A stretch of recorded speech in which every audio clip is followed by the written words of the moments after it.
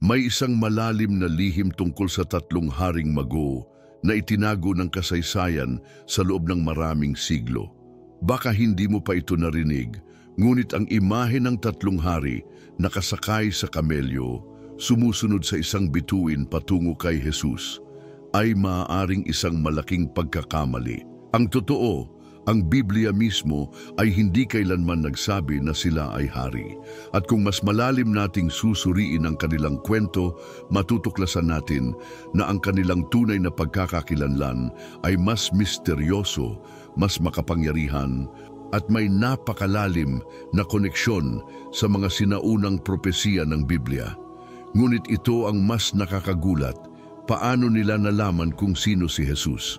Bakit sila naglakbay ng napakalayo upang makita ang isang sanggol? At ano ang tunay na kahulugan ng mga regalong kanilang inihandog? Ang ginto, insenso at mira ay hindi lamang simpleng mga alay. May mga mensaheng espiritual na may kaugnayan sa propesiya, sa kaharian ng Diyos at maging sa sakripisyong gagawin ni Kristo. Kung iniisip mo na ito ay isang simpleng kwento ng Pasko, maghanda ka. Dahil ang revelasyong matutuklasan mo ngayon ay maaaring magbago ng iyong pananaw tungkol sa pananampalataya. Bago tayo magsimula, gusto kong marinig ang iyong opinyon. Ano ang alam mo tungkol sa tatlong haring mago? Iniisip mo rin bang sila ay tunay na mga hari? Iwan mo ang iyong sagot sa comments. At kung gusto mong patuloy na makatanggap ng malalim at makapangyarihang revelasyon mula sa salita ng Diyos, huwag kalimutang mag-subscribe sa ating channel at i-activate ang notification bell para hindi ka mahuli sa ating mga bagong video.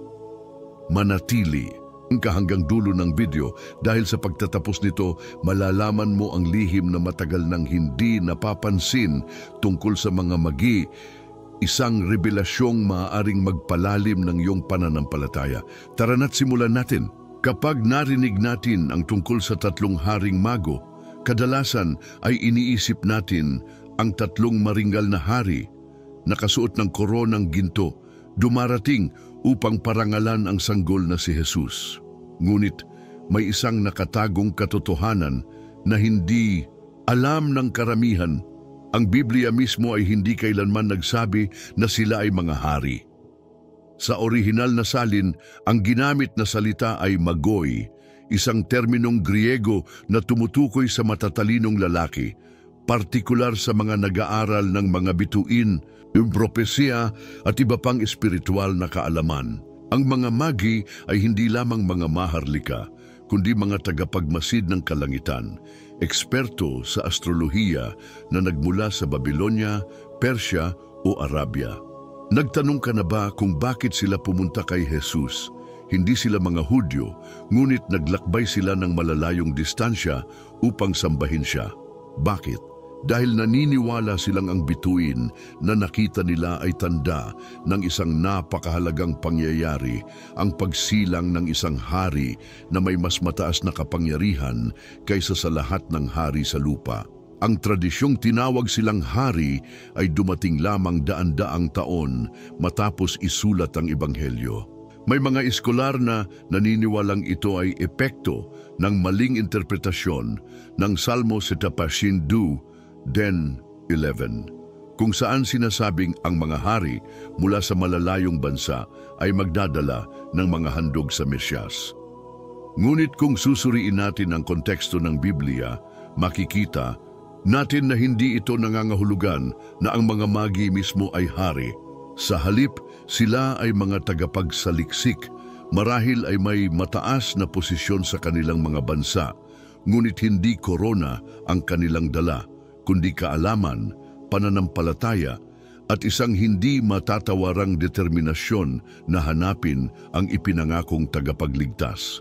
Hindi ba't nakakamangha kung paano ginamit ng Diyos ang mga hindi Hudyo upang ipakita ang kahalagahan ni Jesus?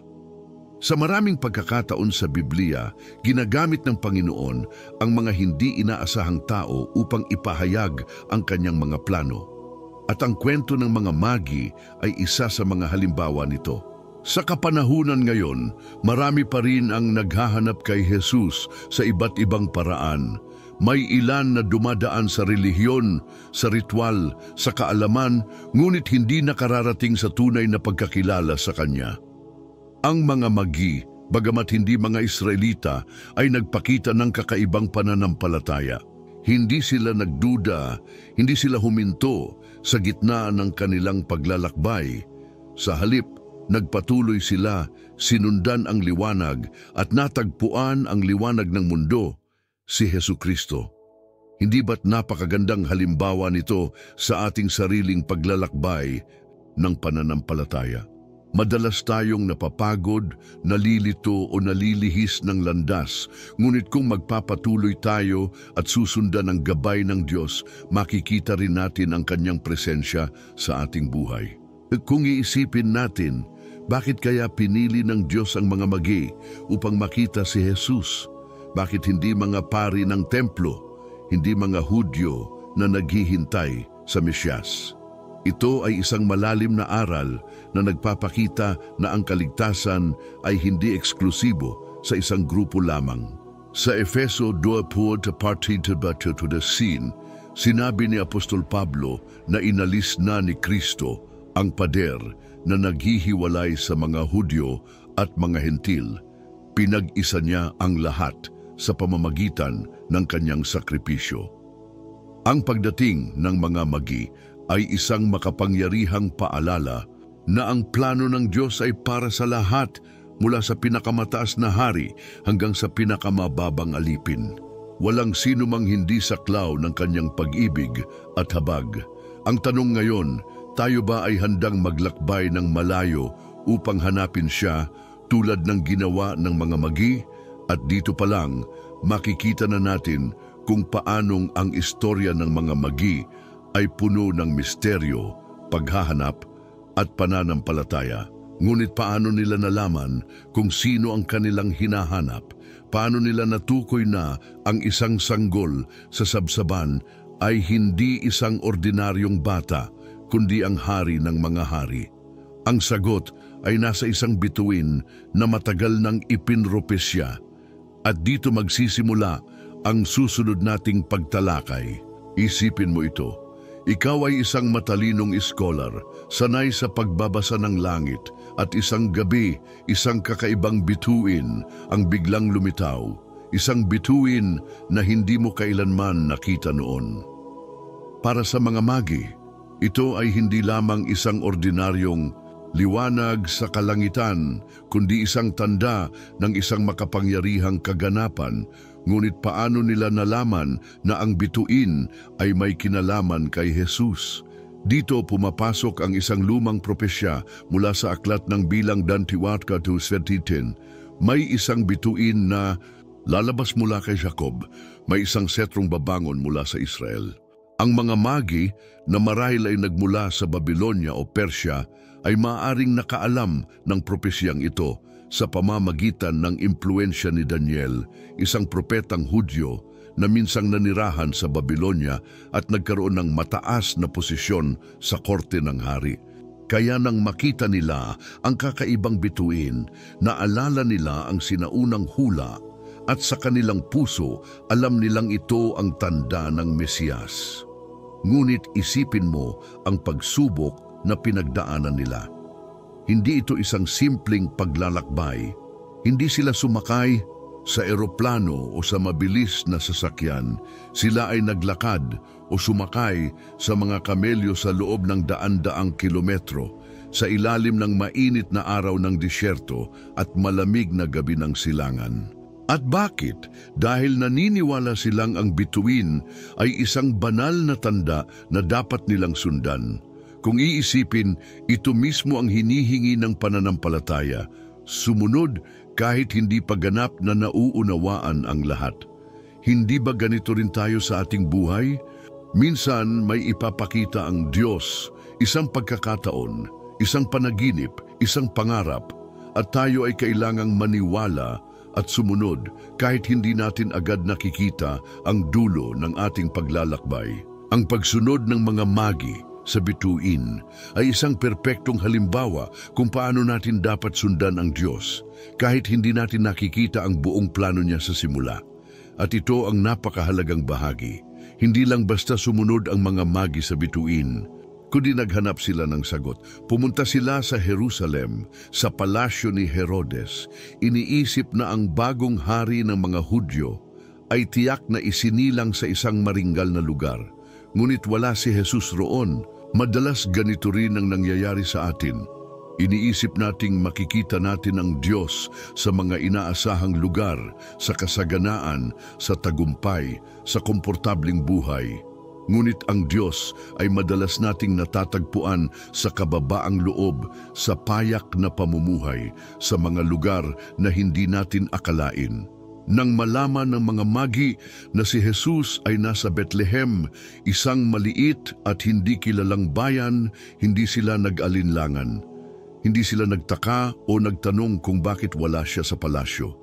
Nagpatuloy sila sa kanilang paglalakbay na may parehong sigasig at determinasyon. May isang aral na matutunan dito. Ang Diyos ay laging nagbibigay ng gabay, ngunit nasa atin kung susundin natin ito o hindi. Ang bituin ay isang tanda mula sa langit, ngunit kung hindi ito sinunod ng mga magi, hindi nila matatagpuan si Jesus. Ganon din sa ating buhay, may mga palatandaan, may mga tinig na bumubulong sa ating puso, may mga pagkakataong inilalagay sa ating landas. Ngunit kung hindi tayo kikilos, kung hindi tayo maglalakbay, hindi natin mararanasan ang biyayang inihanda ng Diyos para sa atin. Ang pananampalataya ay hindi lamang paniniwala, kundi pagkilos, pagsunod sa ilaw na ibinigay sa atin ng Panginoon kahit hindi natin alam kung saan ito magtatapos. At kung iniisip mo kung ano ang nangyari sa bituin matapos makita ng mga magi, si Jesus may isang bagay na kapansin-pansin. Nawala ito. Hindi ito isang permanenteng bituin sa langit, kundi isang supernatural na tanda na itinakda ng Diyos para sa isang tiyak na layunin. At iyon mismo ang ginagawa ng Diyos sa atin. Binibigyan niya tayo ng gabay sa tamang oras, sa tamang lugar, upang maihatid tayo kung saan tayo dapat mapunta. Ngayon, matapos nilang sundan ng bituin, ano ang sumunod na ginawa ng mga magi? Ang sagot ay mas makahulugan kaysa sa inaakala natin. Dumating sila sa harapan ni Jesus at hindi lamang nila siya tinignan, kundi naghandog sila ng napakahalagang mga regalo. At yan ang ating susunod na pag-uusapan. Pagdating ng mga magi sa harapan ni Jesus, hindi lang nila siya pinagmasdan, hindi nila tinanong kung siya ba talaga ang ipinangakong hari. Bagkus, bumagsak sila sa lupa at sinamba siya. Isipin mo ito, mga banyaga, hindi Hudyo, ngunit nang makita nila ang sanggol na si Jesus, agad nilang naunawaan kung sino siya. At hindi sila dumating ng walang dala. May tatlong mahalagang regalo silang inihandog: ginto, insenso at mira, mga handog na hindi lamang mamahalin kundi may malalim na kahulugan pagdating sa pagkakakilanlan ni Kristo. Ngunit bakit kaya hindi pagkain, hindi mga damit o anumang bagay na praktikal para sa isang sanggol? Dahil ang kanilang mga regalo ay hindi tungkol sa kasalukuyang pangangailangan ni Jesus, kundi sa kanyang tunay na misyon dito sa mundo. Ang ginto, bilang unang regalo, ay may malinaw na kahulugan. Ito ay simbolo ng kaharian. Sa buong kasaysayan, ang ginto ay ginagamit lamang ng mga hari at ng mayayaman. Sa pagbibigay ng ginto kay Jesus, ipinapakita ng mga magi na kinikilala nila siya bilang hari, hindi lamang ng Israel kundi ng buong mundo. Ngunit hindi lang ito isang pagkilala sa kanyang posisyon, kundi sa kanyang autoridad. Si Jesus ay hindi lamang isang pinuno sa lupa, kundi ang hari ng mga hari, ang may hawak ng tunay na kapangyarihan. Sa Filipos 2:10-11, sinabi ni Apostol Pablo, na sa pangalan ni Jesus, luluhod ang bawat tuhod sa langit, sa lupa at sa ilalim ng lupa at ipapahayag ng bawat dila na si Hesukristo ang Panginoon sa ikaluluwalhati ng Diyos Ama. Uwang ginto na inialay ng mga magi ay isang propetikong pahayag, isang paunang anino ng darating na panahon kung kailan kikilalanin ng lahat si Jesus bilang tunay na hari. Ang pangalawang regalo, ang insenso, ay may kinalaman naman sa kabanalan. Sa lumang tipan, ang insenso ay ginagamit sa templo tuwing sasamba ang mga pari sa Diyos. Ang halimuyak nito ay sumasagisag sa panalangin na pumapaitaas sa langit. Sa pagbibigay ng insenso kay Jesus, tinutukoy ng mga magi na siya ay hindi lamang hari, kundi Diyos din mismo. Hindi ito isang pangkaraniwang bata. Siya ang Emmanuel, ang Diyos na sumasa atin, Mateo 1:23. Maraming tao ang nakakakilala kay Jesus bilang isang dakilang guro, isang propeta, isang mabuting tao, ngunit ang tunay na pananampalataya ay ang pagkilala na siya ay Diyos, na siya ang nag-iisang daan patungo sa Ama, 1:6. Sa ating buhay, iniisip ba natin si Jesus bilang isang solusyon lamang sa ating mga problema? O kinikilala ba natin siya bilang ating Panginoon na nararapat sambahin? At narito ang pinakamisteryoso at pinakamalalim sa lahat, ang mira. Ang mira ay isang mahalagang langis na ginagamit sa pag-eembalsamo ng patay. Isang kakaibang regalo para sa isang bagong silang na sanggol, hindi ba? Ngunit dito natin makikita ang dakilang katotohanan na isinilang si Jesus hindi para lang mamuhay, kundi para mamatay para sa atin. Ang kanyang misyon ay hindi lamang upang magturo, hindi lamang upang gumawa ng milagro, kundi upang ialay ang kanyang buhay bilang pantubos para sa ating kasalanan. Sa Isaiah 53:6 mo sinabi, ngunit siya'y sinugatan dahil sa ating pagsuway, siya'y binugbog dahil sa ating kasamaan. Ang parusang dumapo sa kanya ang nagdulot sa atin ng kapayapaan at sa pamamagitan ng kanyang mga sugat tayo ay gumaling. Ang mira ay patunay na mula pa sa kanyang pagsilang, ang plano ng Diyos para sa ating kaligtasan ay nakatakda na. Kung titingnan natin, ang tatlong regalong ito ay isang buod ng buong ebanghelyo. Si Jesus ay hari, ginto. Siya ay Diyos na dapat sambahin, insenso, at siya ang tagapagligtas na nag-alay ng kanyang buhay para sa atin, mira. Ngayon, ang tanong ay ito, ano ang inihahandog natin sa kanya? Ang mga magi ay naglakbay ng napakalayo upang magdala ng mga alay na may malalim na kahulugan. Ngunit tayo, iniaalay ba natin ang ating puso, ang ating oras, ang ating pagsunod sa Kanya? Ang tunay na regalo na nais ni Jesus ay hindi kayamanan, kundi ang ating lubos na pananampalataya at pagmamahal sa Kanya. Ngunit hindi dito nagtatapos ang kwento, sapagkat sa kanilang pagdating kay Jesus, nagkaroon ng isang napakalaking gulo na muntik ng humadlang sa plano ng Diyos. At yan ang ating susunod na tatalakayin. Isipin mo ang sitwasyon. Dumating ang mga magi sa Jerusalem, isang syudad na puno ng politika at takot sa isang walang awang hari. Pagkarating nila, diretsahan nilang tinanong, nasaan ang ipinanganak na hari ng mga Hudyo? Nakita namin ang kanyang bituin sa silangan at naparito kami upang siya'y sambahin.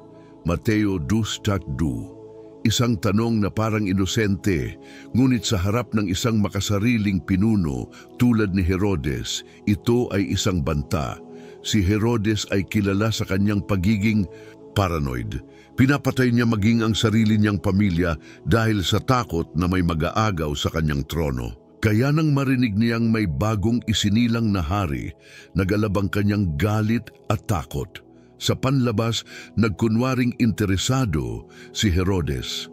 Ipinatawag niya ang mga punong pari at tagapagturo ng kautusan upang alamin kung saan ipinanganak ang Mesiyas Natuklasan nilang nasa Bethlehem ito, alinsunod sa hula sa Mikas 5:2. Ngunit ikaw, Bethlehem Ephrata, bagamat maliit ka sa libu-libong bayan ng Huda, mula sa iyo magmumula ang tagapamahala ng Israel. Sa puntong ito, napagtanto ni Herodes na seryoso ang banta, may isang hari na darating at hindi niya ito maaaring hayaang mabuhay. Kaya gumawa siya ng isang tusong plano. Kinausap niya ang mga magi ng palihim kunway gusto rin niyang sambahin si Jesus at sinabing, "Pag natagpuan ninyo ang bata, bumalik kayo rito at sabihin sa akin kung nasaan siya." Mateo 2:8. Pero ang totoo, may iba siyang balak. Nais niyang patayin ang batang ipinanganak na hari bago pa ito lumaki. Subalit, hindi pinayagan ng Diyos na magtagumpay si Herodes. Nang matagpuan ng mga magi si Jesus, sinamba nila siya at inihandog ang kanilang mga regalo. Ngunit ng gabing iyon, nagkaroon sila ng isang panaginip, isang babala mula sa Diyos na huwag nang bumalik kay Herodes. Kaya umuwi sila sa ibang daan, hindi na dumaan sa Jerusalem. Isipin mo ang bigat ng desisyong iyon. Kung mahuli sila, maaari silang maparusahan bilang mga espiya. Ngunit mas pinili nilang sundin ang Diyos kaysa sa isang hari sa lupa. Dito natin nakikita ang isang mahalagang aral. Kapag ang Diyos ang nagsabi, dapat tayong sumunod kahit na mukhang mapanganib ang daan. Ang tunay na pananampalataya ay hindi lamang paniniwala, kundi pagsunod sa Diyos kahit hindi natin alam ang buong plano niya. Nang matuklasan ni Herodes na nilinlang siya ng mga magi, nag-alab ang kanyang galit at nag-utos ng isa sa pinakamadugong trahedya sa kasaysayan, ang masaker ng mga inosente. Sa utos ni Herodes, ipinapatay ang lahat ng batang lalaki na may edad 2 taon pababa sa Bethlehem at mga karatig na lugar. Mateo 2:16. Isipin mo ang takot, ang iyakan ng mga ina, ang pagdurusa ng mga pamilyang nawalan ng kanilang mga anak. Lahat ito ay gawa ng isang taong hindi kayang tanggapin na may isang tunay na hari na darating. Ngunit kahit sa gitna ng trahedya, ang Diyos ay hindi natatalo. Binalaan ng isang anghel si Jose sa isang panaginip at sinabing, "Tumakas kayo papuntang Ehipto at manatili roon hanggang sasabihin ko sa inyo, sapagkat hahanapin ni Herodes ang bata upang patayin." Mateo 2:13. Dahil sa babalang ito, nakatakas si Jose, Maria at ang batang si Jesus at natupad ang isa pang propesiya, "Mula sa Ehipto, tinawag ko ang aking anak." Oseas 11:1. Napakalinaw ng mensahe rito. Walang plano ng tao ang makapipigil sa plano ng Diyos. Kahit gaano kalakas si Herodes, hindi niya napigilan ang Mesyas. At hanggang ngayon, maraming Herodes sa ating buhay, mga hadlang, mga pagsubok, mga tao o pangyayari na gustong sirain ang plano ng Diyos sa atin. Ngunit kung natuto tayo sa kwento ng mga magi, matutunan nating ang tamang daan ay hindi sa pamamagitan ng takot, kundi sa pamamagitan ng pagsunod sa Diyos. Ngunit may isang bagay pang mas makapangyarihan sa kwento ng mga magi, at ito ang kanilang espiritual na paglalakbay, kung paano sila, bagamat mga banyaga, ay naging unang mga saksi sa Mesyas. At yan ang ating susunod na pag-uusapan. Kapansin-pansin ang isang bagay sa kwento ng mga magi. Hindi sila mga Hudyo, hindi sila bahagi ng bayan ng Israel, ngunit sila ang ilan sa mga unang tao na kumilala kay Jesus bilang Hari at Mesyas. Isipin mo iyon, ang mga tagapagturo ng kautusan sa Israel, ang mga pari sa templo, sila na may direktang kaalaman sa kasulatan ay hindi naglakbay upang hanapin siya. Ngunit ang mga magi na nanggaling pa sa malalayong bayan ay may pananampalatayang sapat upang maglakbay sa mahaba at mapanganib na daan. Napakaraming tao ngayon ang may hawak ng Biblia, nakikinig ng salita ng Diyos linggo-linggo, ngunit hindi naman talaga hinahanap si Jesus sa kanilang puso. Samantalang ang iba, kahit wala pang masyadong alam tungkol sa pananampalataya, ay nagtataglay ng tunay na pagsisikap upang makilala siya. Ito ang isang mahalagang aral ng kwento ng mga magi. Hindi mahalaga kung saan ka nagmula, kundi kung gaano kalalim ang iyong kagustuhang makita si Kristo. Ang kanilang paglalakbay ay hindi madali. Maaari silang lumihis ng daan, maaari silang sumuko sa gitna ng disyerto, ngunit hindi nila ginawa. Ito ang tunay na larawan ng pananampalataya, ang pagsunod sa Diyos kahit hindi mo alam ang eksaktong destinasyon. Marami sa atin ang gustong sundan ng Diyos, pero kapag dumating ang hirap, kapag dumating ang pagsubok, gusto nating bumalik sa ating dating buhay. Pero isipin mo, paano kung sumuko ang mga magi bago pa nila makita si Jesus? Hindi ba't mawawala ang pinakamaselang bahagi ng kanilang kwento? Ganito rin tayo, madalas malapit na tayo sa ating himala, pero humihinto tayo bago makarating sa dulo. Ang tunay na pananampalataya ay hindi lang paniniwala sa Diyos, kundi patuloy na paglalakbay patungo sa Kanya kahit hindi natin nakikita ang kabuuan ng plano. May isa pang mahalagang detalye sa kwento ng mga magi. Nang matagpuan nila si Jesus, hindi lang sila tumingin, sila ay lumuhod at sumamba. Hindi sila nagtanong ng maraming bagay, hindi sila humiling ng kahit ano, hindi nila sinabi, anong gantimpala ang makukuha namin sa paglalakbay na ito? Sa halip, ipinakita nila ang isang dalisay na halimbawa ng pagsamba. Isang pagsambang walang hinihinging kapalit, kundi isang pusong nagpapakumbaba sa harap ng Diyos. Maraming tao ang lumalapit sa Diyos upang humingi ng pagpapala, ngunit bihira ang mga taong lumalapit sa Kanya para lamang magpuri. Ngunit tandaan natin, sinabi ni Jesus sa Juan 4:23, darating ang oras at ngayon na nga na ang mga tunay na sumasamba ay sasamba sa Ama sa Espiritu at katotohanan, sapagkat hinahanap ng Ama ang mga ganoong sumasamba sa Kanya. Ang tunay na pagsamba ay hindi nakabatay sa ating sitwasyon, kundi sa pagkilala kung sino ang Diyos sa ating buhay. At pagkatapos nilang makita si Jesus, bumalik sila sa kanilang bayan sa ibang daan. Bakit? Dahil binalaan sila ng Diyos sa panaginip na huwag nang dumaan kay Herodes. Isang napakahalagang simbolismo ito. Kapag tunay nating nakilala si Jesus, hindi na tayo bumabalik sa dati nating buhay. Nagbabago ang ating direksyon, nagbabago ang ating landas. Ang tunay na pagkikita kay Kristo ay nagdudulot ng pagbabago. Hindi tayo maaaring manatili sa dati nating paraan ng pamumuhay, sa dati nating kasalanan. Ang tunay na pananampalataya ay nagdadala ng tunay na pagsisisi at pagbabago. Marami sa atin ang gustong lumapit sa Diyos, ngunit gusto rin nating manatili sa dati nating gawi. Ngunit sa oras na tunay nating masumpungan si Jesus, magiging imposible na para sa atin ang bumalik sa dati nating landas. Ang kwento ng mga magi ay hindi lamang isang bahagi ng Pasko, kundi isang malalim na espiritual na aral tungkol sa pananampalataya, pagsamba at pagsunod. Ipinapakita nito na ang Diyos ay hindi tumitingin sa lahi o sa relihiyon, kundi sa puso ng isang tao. Ang bawat isa ay may pagkakataong lumapit kay Kristo, ngunit nasa atin kung susundin natin ang bituin na ibinigay niya upang tayo'y mapatnubayan. Ngayon, matapos nating tuklasin ang tunay na kahulugan ng kanilang paglalakbay, paano natin ito ilalapat sa ating sariling buhay? Ano ang dapat nating gawin matapos marinig ang katotohanan ito? Yan ang ating tatalakayin sa huling bahagi ng ating paglalakbay.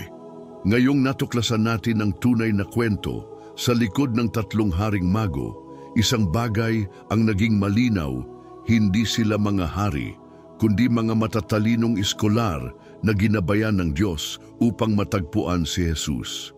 Sila ay hindi Hudyo, hindi bahagi ng bayan ng Israel, ngunit sila ang unang kumilala kay Kristo bilang Hari, Diyos at tagapagligtas. Hindi ba't kamangha-mangha kung paano ginagamit ng Diyos ang mga hindi inaasahang tao upang ipahayag ang kanyang plano?